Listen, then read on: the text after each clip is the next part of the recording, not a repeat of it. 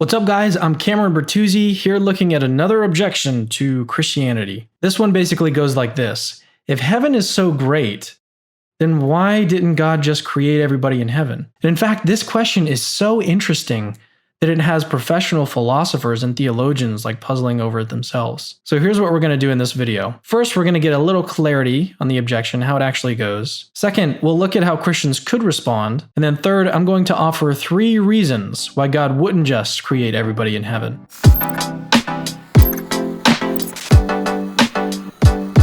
So the objection goes like this.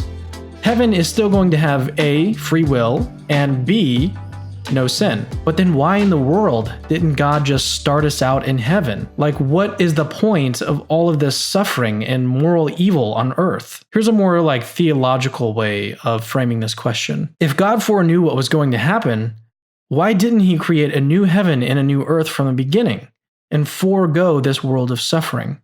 Now, before we even look at responses, we have to remember that questions are not arguments. Asking why God wouldn't do X is not an argument that Christianity is false. And don't get me wrong, I think that these are really good questions. I think that they're questions that deserve an answer. But not having an answer doesn't in any way mean that God doesn't exist. That's just not how it works. Okay, so with that out of the way, let's look at how Christians could respond. I mean, we could just admit that we don't know everything. We could just say, well, since I have other reasons to think that God exists and that Christianity is true, I don't really have an answer to this, but probably God has some kind of reason. And I mean, the Bible doesn't say that we should know the reasons behind everything that God does. And we also definitely shouldn't fall into the trap of trying to bluff an answer when you don't actually have an answer. And so even though I think that this is a completely legitimate way to respond, like I said, I can think of at least 3 reasons that God would have to not just start everyone out in heaven. So let's go through them one by one. The first reason is that in general,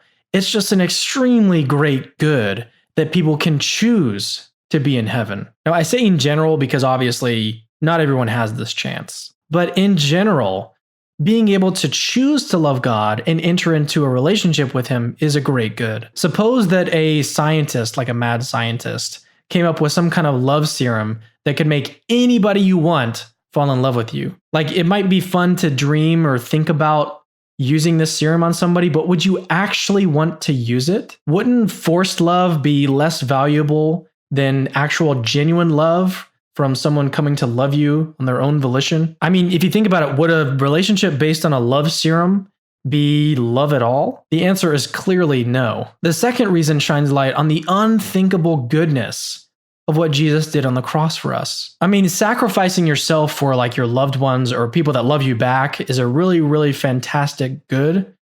But sacrificing yourself for people that reject you and don't want anything to do with you, can you even imagine a greater act of love than that? And if you can, if you can think of a greater act of love, I seriously want to see it. Write it down in the comments and let me know. But notice that none of this can happen, what Jesus did on the cross. It can't happen without the existence of sin. Jesus can't save us or sacrifice himself for us if we don't need any saving. And so what I'm doing here is I'm actually summarizing a theodicy by Christian philosopher Alvin Plantinga. It's called O Felix Culpa. And if you want the link to that, it's actually in the description. There's a whole article on this. All right, so the third reason is that heaven has a lot of great goods, but so does a world with suffering. And since God wasn't forced to choose one over the other, He created a world that has both. And this immediately raises a really interesting question. What types of goods could come out of a world with suffering? One that I like to think about a lot is called what I'll call character development. Put simply, suffering aids in building our character. When someone hurts us or causes us to suffer, for example, we're given the opportunity to forgive them. And it's really up to us, as long as you think we have free will, it's really up to us if we decide to do that. And so the way that we respond to suffering in this life really does form our character in really significant ways. King David, for example, wouldn't have been the same person had he not faced Goliath. In Romans 5, Paul says this, "We rejoice in our sufferings because we know that suffering produces perseverance, perseverance character, and character hope." James expresses a similar sentiment in the first chapter of his epistle. "Consider it pure joy, my brothers and sisters, whenever you face trials of many kinds, because you know that the testing of your faith produces perseverance. Let perseverance finish its work, so that you may be mature and complete, not lacking anything. So the Bible confirms that suffering builds character. But now some other questions arise, like what happens to children in childbirth? Right? They don't have the opportunity to build their characters. Well, it's true that children that die young aren't really given the opportunity to build their character on earth. There's no real good reason to think that character building suddenly stops in heaven. But if suffering can go on in heaven, you might think, then why not just create everyone in heaven? I mean, it seems like we're back at square one here. But this is all just way, way, way too quick. On Christianity, the suffering that we experience on earth will ultimately be defeated in the afterlife. So it's not a matter of God having to choose like one over the other.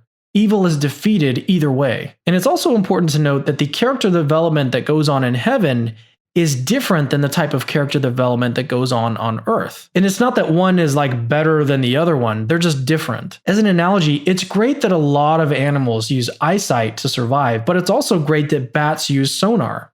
And it's not that like eyesight is better necessarily than sonar, they're both good in their own unique ways. Like it'd make really little sense to say that since sight and sonar are so different that God shouldn't have created bats. Likewise, character development is different on heaven than it is on earth, but that doesn't mean that God shouldn't have created earth. So when you draw this question out, like as far as it can go, it doesn't actually lead to the conclusion that God should have created everyone in heaven. Like that doesn't follow at all. To summarize, questions are not arguments. Even if we couldn't think of an answer why God wouldn't just create everyone in heaven, that is not an argument against God's existence. It's not an argument against Christianity. Then we looked at 3 reasons God would have to create not only heaven, but heaven and earth. First, being able to choose to enter into a relationship with God adds so much value to the world. Second, the unthinkable good of Jesus' sacrifice on the cross is only possible if sin exists. And then third, in the same way that God was not forced to create only sight-based animals, God was not forced to create a world with only heaven-based goods. Alright guys, as usual, thank you for watching. If you enjoyed this video, please remember to like it and subscribe to our YouTube channel. This video was actually a lot of fun to think about and work through myself. So if you have any comments on the content of this, please leave them in the comments. Don't forget that you can gain early access to videos like this for just $5 a month on our Patreon. Links to that are in the description. Until next time guys, think logically. I don't know what I'm doing. Bye.